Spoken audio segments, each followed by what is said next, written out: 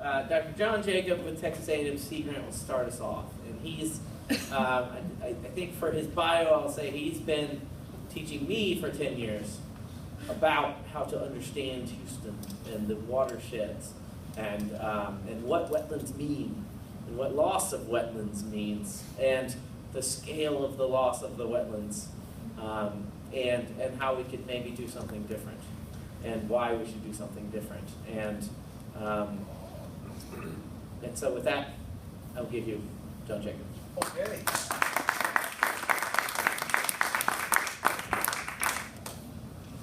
Okay, the doctor is in.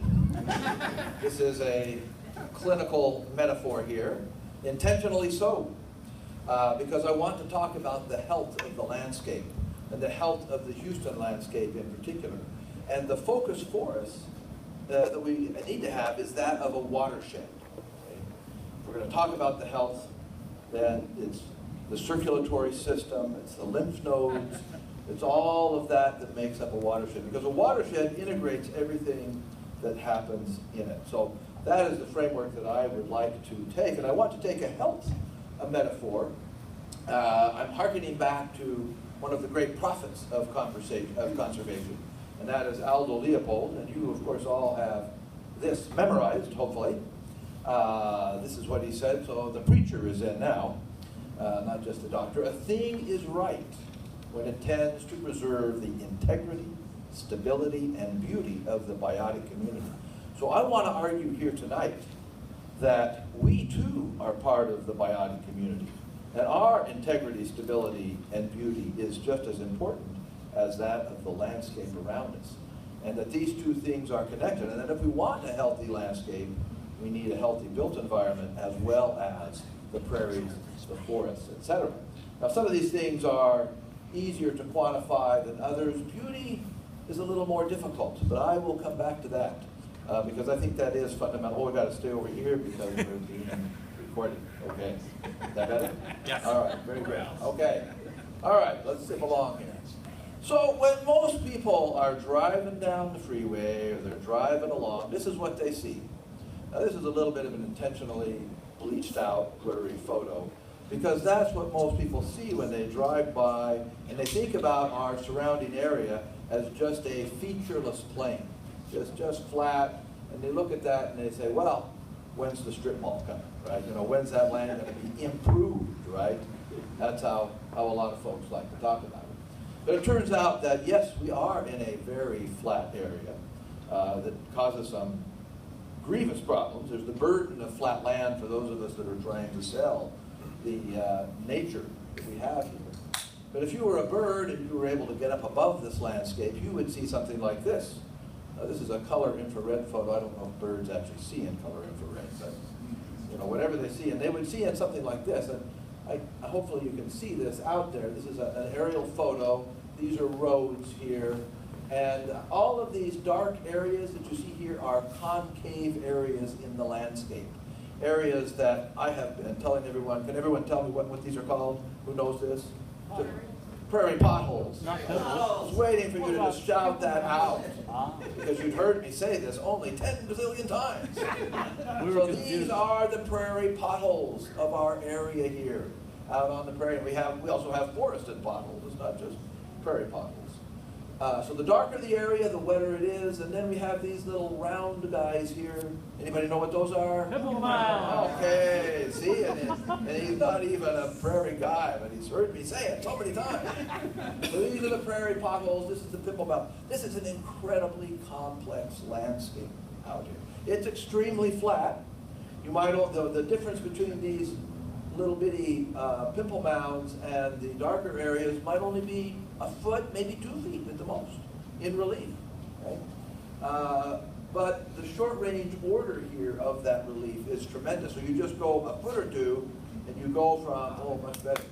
You might go from a convex pimple mound that's actually semi-arid, different kind of vegetation, and then you go into this very close by, you go into this deep pothole that might be wet 7-8 months out of the year.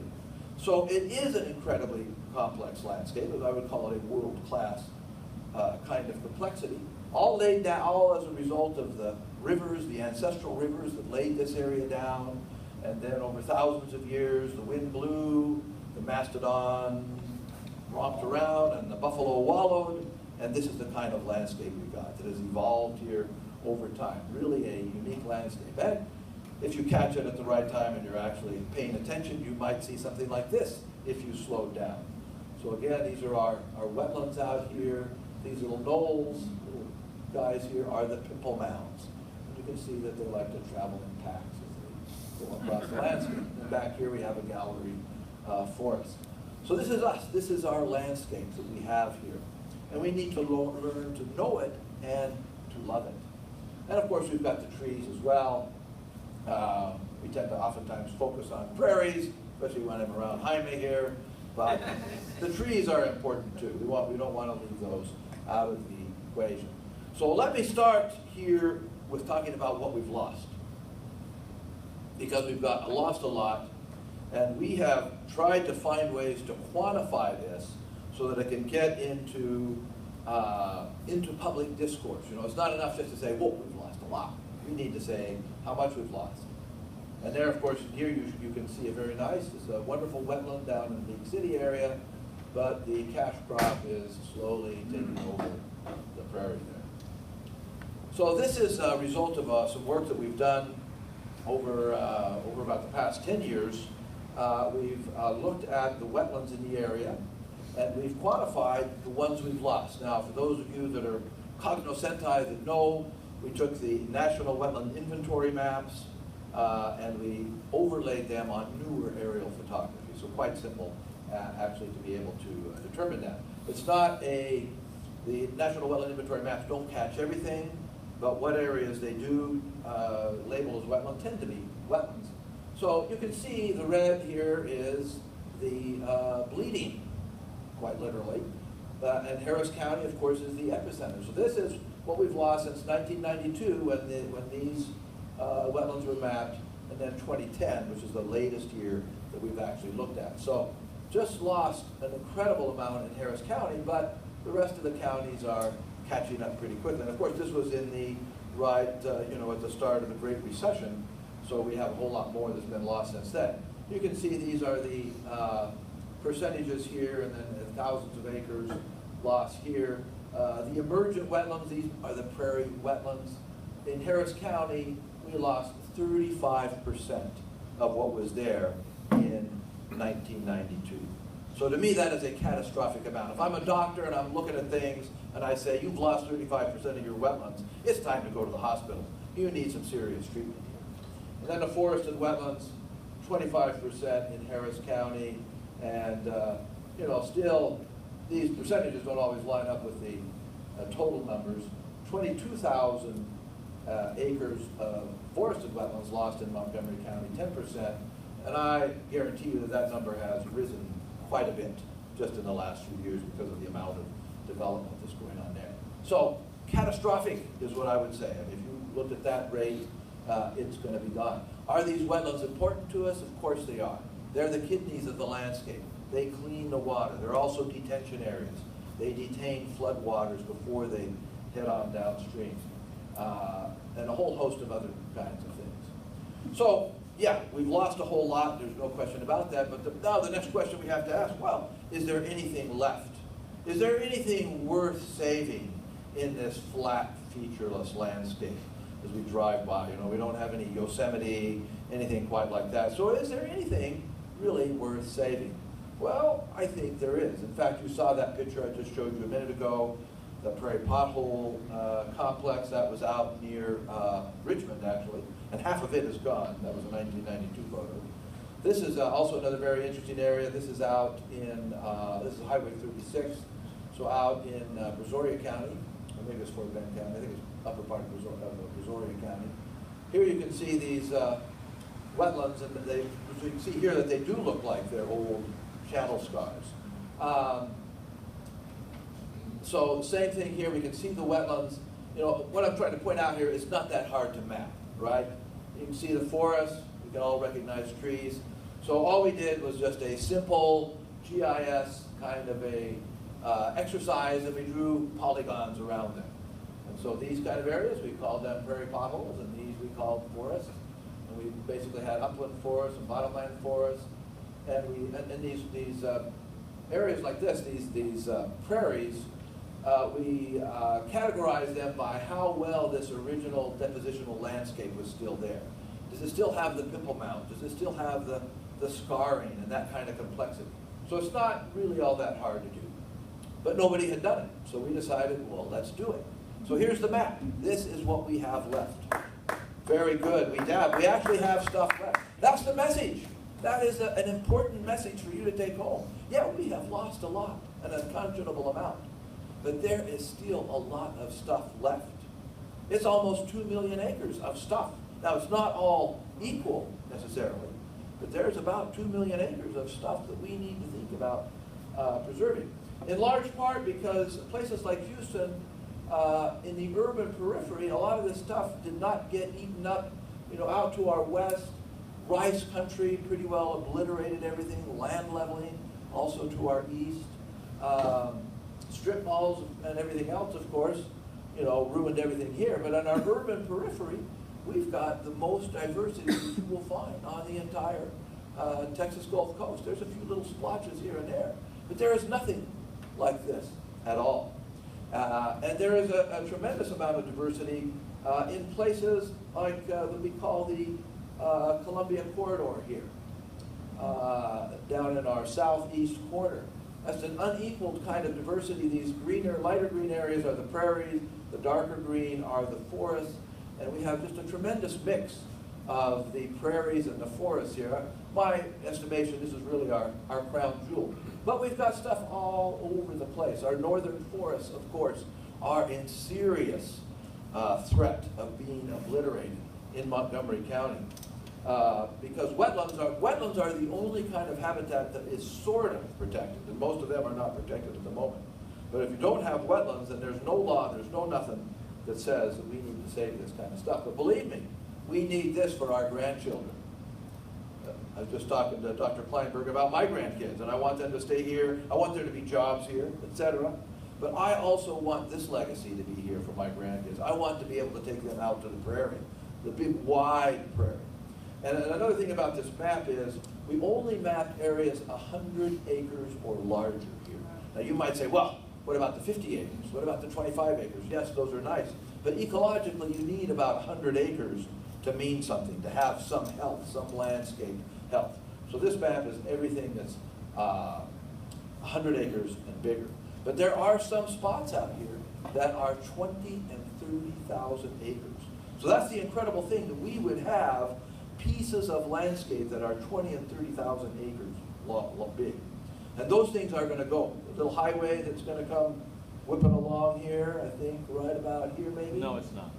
Oh, it's not coming. Oh, thank you. All right, there you go. No, it's not. Okay, that does it. No, it's not.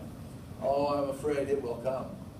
That's very sorry, very sad. But along with it will come buku development. And some of our very best pieces, like the Damon Prairie, right here, well, there will be a memory of it. There'll be the Damon subdivision that will be left there. And the streets will be certainly named after Switchgrass Lane, Fairway. So we won't lose it all, right? We'll keep some stuff. But, let's think big. What do we need to think about here? We got this stuff. It's going to go on our watch. So I'm just going to propose a big deal here. We've made some progress here in the last few years. Bayou Greenways, I think that's like $700 million, if I'm not mistaken. Maybe not quite $1 billion. This is, why not an emerald necklace around us here? Don't we deserve that? Are we a poor community that can't afford this? We are not a poor community.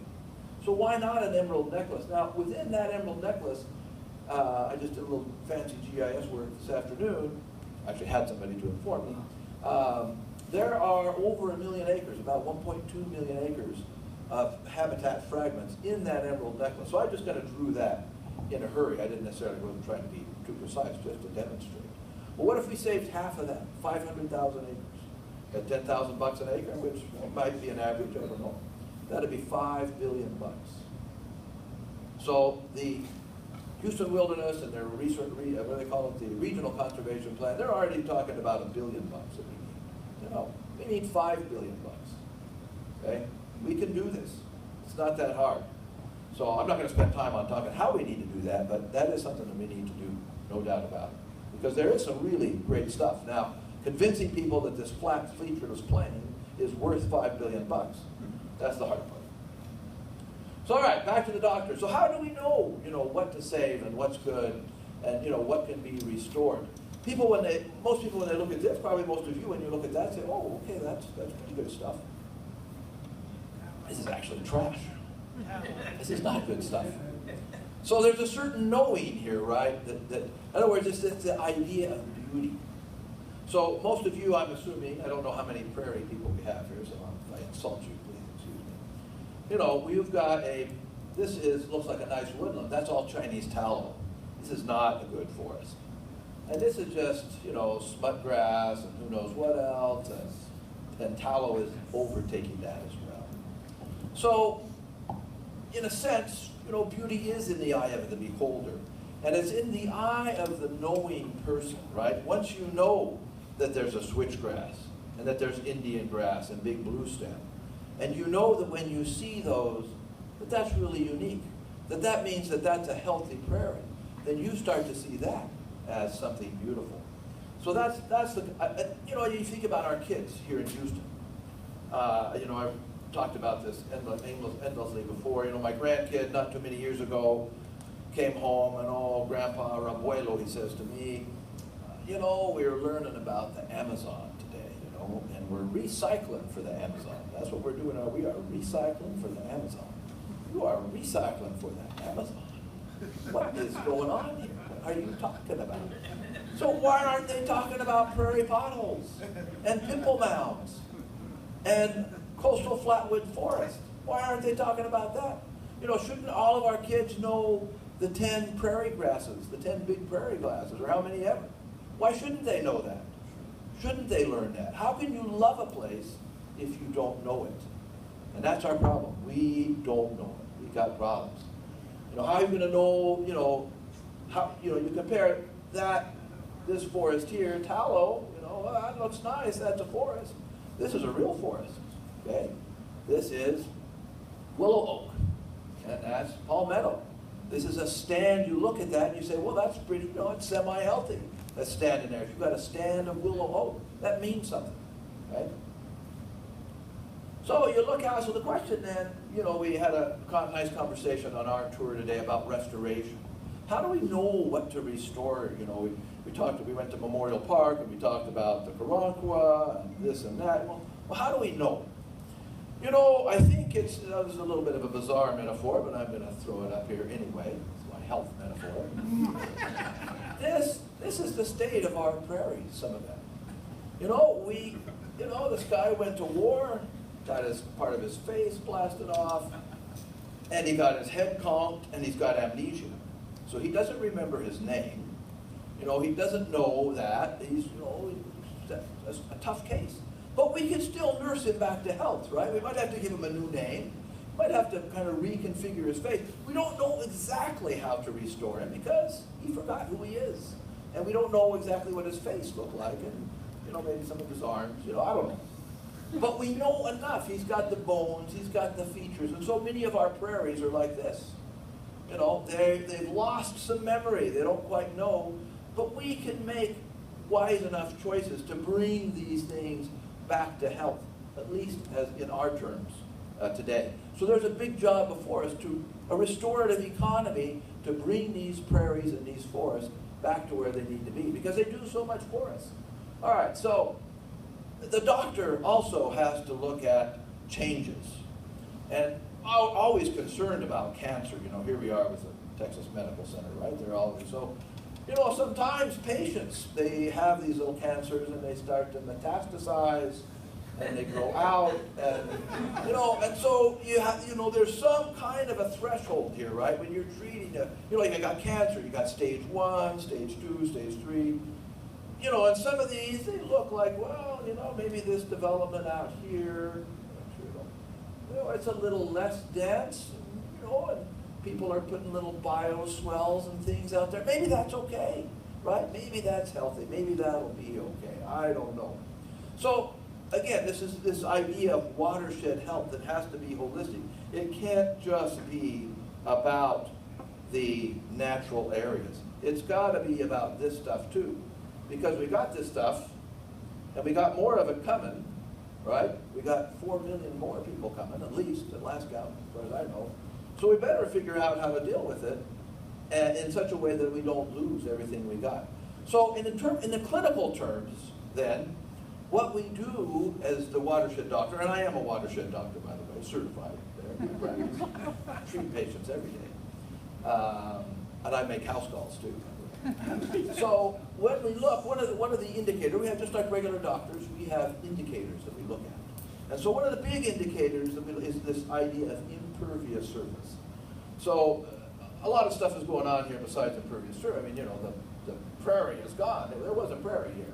But the impervious surface, we like to look at that because rain can't get in here, and it just rolls right off, and it takes all the pollution with it. So that's kind of a defining paradigm.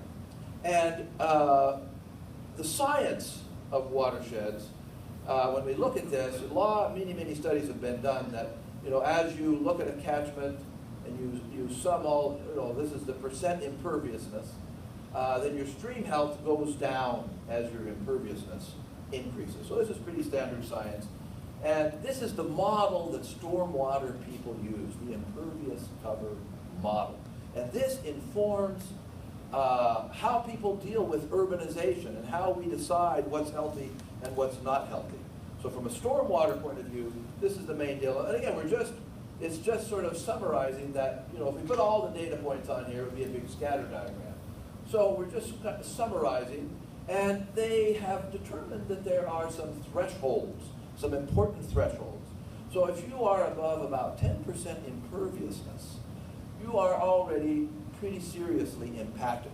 You become unhealthy. The waters downstream are now no longer healthy. And when it's 25% imperviousness, just a quarter is paved over, you're sort of on the deathbed, you know, in terms of watershed health. It's pretty well zapped. You're not supported. 25% is maybe something fairly, you know, not that dense. Maybe 2 houses per acre, something like that. 10%, you're talking out there less than 1 house per acre. Something that we think of kind of idyllic and, you know, not very dense at all. But even that density is causing some severe grief. It's causing some dysfunction in the patient. And more recent research has suggested that even out here at 2% and less, we can pick up the damage in the circulatory system, right? In the waters. Now the problem is that, you know, stormwater people, they look at that, and then this area out here just kind of becomes out in, we're not going to worry about that anymore. That's just way out, it's dead. So just forget it. It's hopeless. But, you know, it kind of bothered me for a long time, and you know, I said, well, there's other stuff going on out here. And if I just change this axis here to be dwelling units per acre. So this is the measure that planners use for density. So again, we're back here. This is, I'm not sure I lined these all up right. So this would be like 1 house per 10 acres, and then 2 houses per acre. 4 units to the acre is standard subdivision kind of stuff, right? But, you know, Clear Lake, Gatewood, you name it. And then out here is way denser. So if we think about, you know, that, what maybe we could call, let's just call it urbanity or urbanism or something like that. There's thresholds going that way as you densify. So I just kind of made this up. I don't have any research, real research, you know. This line here actually has research. This one just came out of my head. But it is based in a certain sense in reality, in general. But I wanted to make it symmetrical. So if you think about it this way, then there are thresholds going this way too. And the thresholds are very interesting in terms of community health. And again, this is one of my main messages here, is that community health involves both our communities and the natural communities. So you get out about 8 units to the acre, which is about twice the normal, twice our suburban type stuff. You're a little bit walkable. You know, it's not super walkable. It might support, say, some corner stores, you know, every few blocks. a little bit of commercial stuff that you could walk to. And then at a higher density, say around 32 units, so this might be 3-4 story stuff, you actually can now support, if there's enough people, transit-oriented development. So the kind of stuff that we now start to see on some of our light rail stations, especially in Midtown. So I think this is a better paradigm than just focusing on this alone, as most of our stormwater people do. We need to focus on this out here. And then from my point of view, you know, I am the one who speaks for the potholes, right? Like the Lorax. I'm out here. Stay out of my bayous, stay out of my prairie potholes. But to do that, we need you to come over here and be here. And really, if you think about it in terms of a watershed and the health of our future, we need to be focusing on both of these areas. And these areas right here, it just pretty well fits the name. It's suburban, right? So it lacks the best of urbanism, and it lacks the best of what open space has to offer out there. And this is the area, really, from a health point of view, of maximum repair. You know, this place needs, this needs hospitalization. This needs constant care. They have to be on medications all the time, you know, to be able to deal with that. So just a couple of more slides. So this is actually what some of these look like. So that's 8 units. So I'm supposed to stand over here on 8 units to the acre. It's still single-family detached homes. So I want to drive that point here, right? Single family. This is the American dream. Now it's closer together than other areas. And here is this is Post Properties where we were today, and that is you know, that's just probably up in the 40 units to the acre kind of area. So and already we're seeing that we can call that transferring development. And then you got these guys back here. Now this is a little subdivision. We talk about health. This is a little subdivision down in the Clear Lake area. We'll just take a little closer look at it. But many of my environmental friends, and I am a bona fide environmentalist, look at this as the summum bonum of human habitation. That you can live out here and you have your impervious surface is quite low on a per acre basis. But the reality is that the impervious surface per capita is actually much higher than these other folks. Now, this, I'm going to show you an advertisement for this place. This was on a road, I-45. This is not Photoshop. This is an actual sign. Can you read that? Never see neighbors. Now, what kind of health does that tell us about here? Is this a healthy community that we're building here? Never see your neighbors, no interaction? I would submit to you that this is a sick puppy, a very sick puppy, and this is not what we need to be building for the future. We need to be building a future where people interact and know each other and support each other. That's what a healthy community is, okay? So that kind of healthy community, because it's denser and walkable, is what goes with a healthy prairie as well. So here is a wonderful, you know, just on this paradigm again, then of, you know, those of us that, you know, I mean, I share a lot with the tree huggers. I hug a tree every day. And I am a bona fide tree hugger too, certified. But this is the problem, right? Love your stream. So we love our stream, we're going to live on our stream, right? This is shown all the time. So here's how you can help. This is wonderful family living out here. Now they got all the right stuff here, but you see this little thing? See that what that says right there? Can you read that? Anybody read that? It says, leave wildlife alone. Alone. Leave them alone. Are these people leaving wildlife alone? They are not. They are screwing it up. Or as the military folks used to say, I'm an old veteran myself, this is FUBAR. You all know what FUBAR is, right? Okay, I don't have to explain to you. FUBAR also means you're very sick. Very sick. So, you know, this is what we need. This is the prairie's friend. If we're going to give out awards for sustainable development, for green development, this is what needs the awards. Even if they don't have a swell to anything, any kind of what's called low impact development, even if they don't have any of that, This is the prairie-friendly stuff because it is way denser than anything else. And these are people walking, they are seeing their neighbors, they're talking to them, they know them. That's what makes a resilient community. All right, so just kind of really coming right to the end here. So I just played around a little bit this week with this little graph that I've made of the biodiversity on the one axis and the urban diversity on the other. And again, you can't have it both ways. You can't have maps together, right? Because it doesn't work that way. So you might end up, I don't think we want to have too much stuff here. But the question is, can we kind of bend this curve up, right?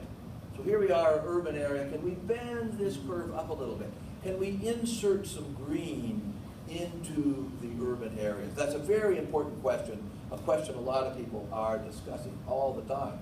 And yes, you can, but it all depends on context. So this is a suburban style.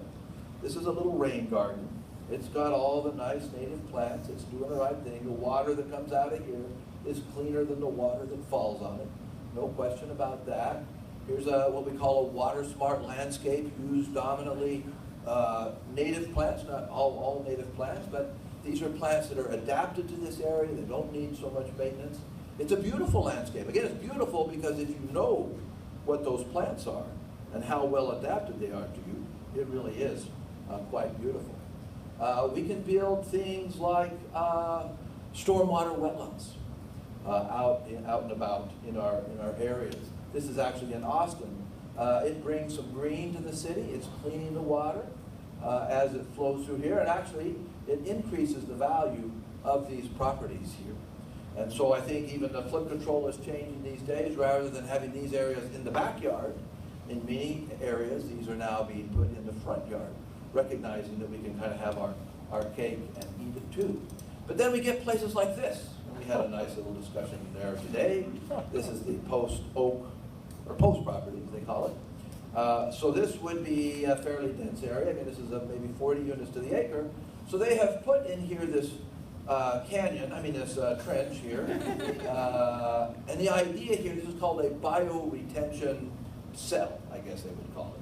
And the idea is it has some engineered soil in the bottom of it here, and the water either comes off the street or it might come off the edge of the building here. And it goes down in here, and it's maybe got, well, we don't know exactly, but let's just say 4 or 5 inches, maybe half a foot of soil, and then it drains off. So as it goes through that soil, it does get cleaned up. There's no question about it. But the question is this appropriate to this area?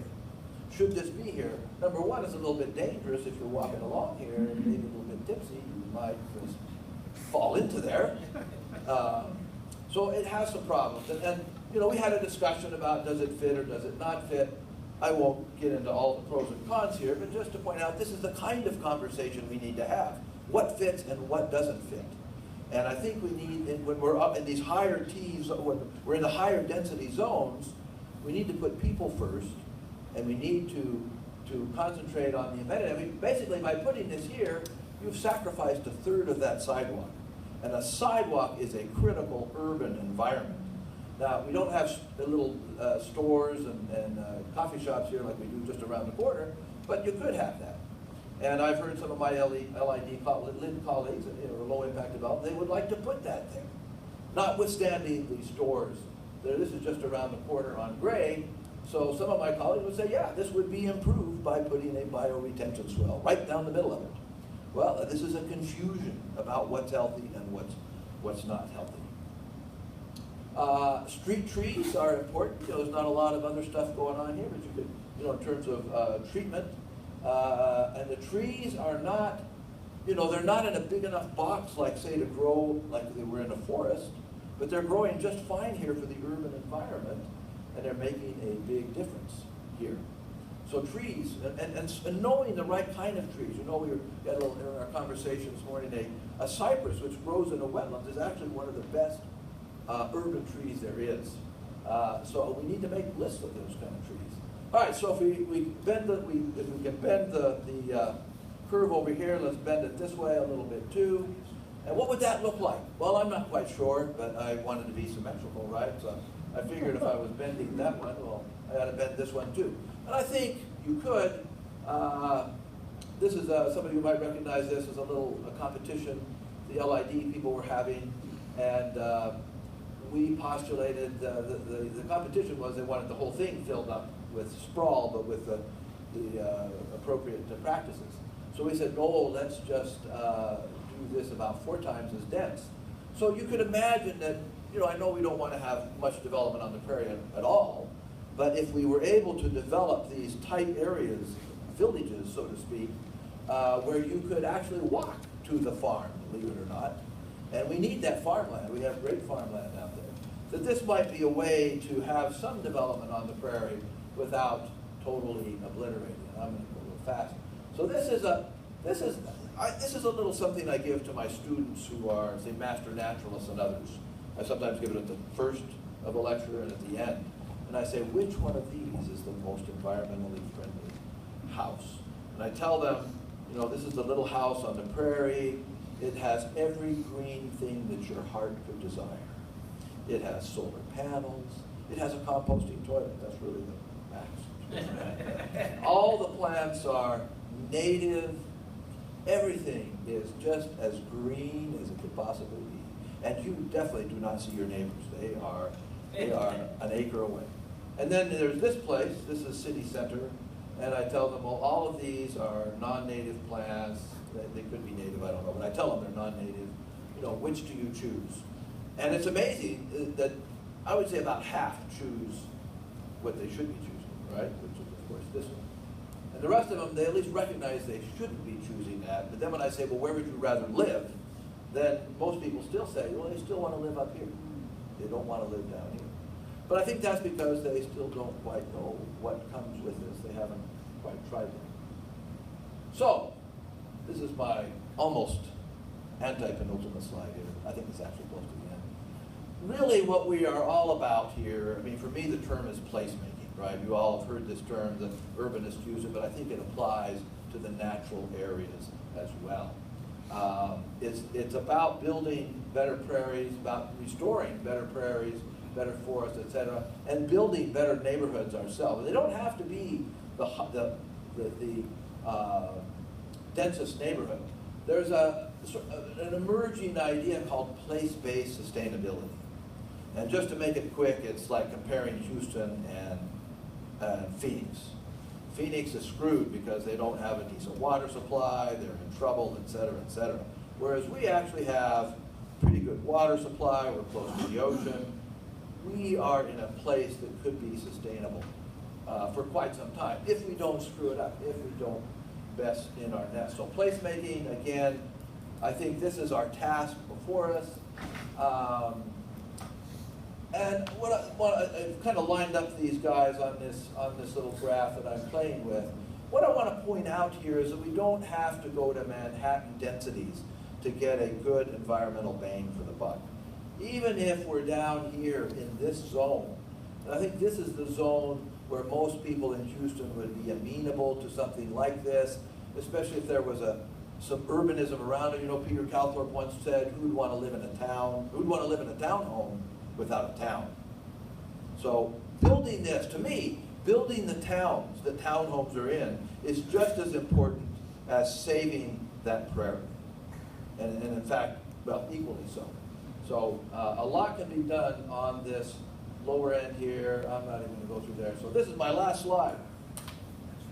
So I hope you can see it's not over until the duck quacks. See that duck? This is the point I am trying to make here, folks. The ducks love light rail. The ducks need light rail, right? And you know why that is? Right?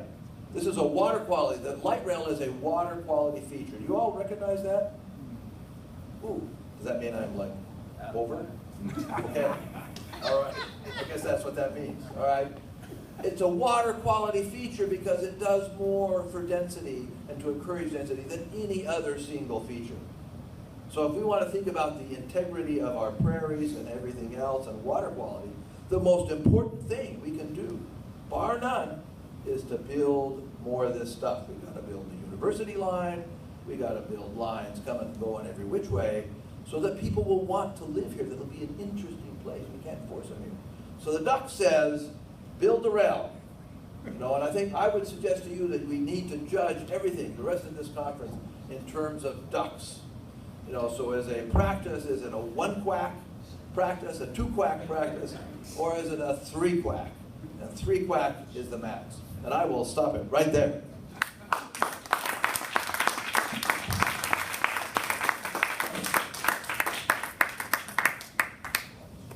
Thank you very much. I believe that was a 3-quack speech. Yeah, quack, quack, quack. You hear the quack. So we're now going to move from our history of the biodiversity of these. Taking a break. Okay. Oh, I gotta take a break. Okay, there you go. That's right. Good idea. Biodiversity of the Wait, so they hit. Um,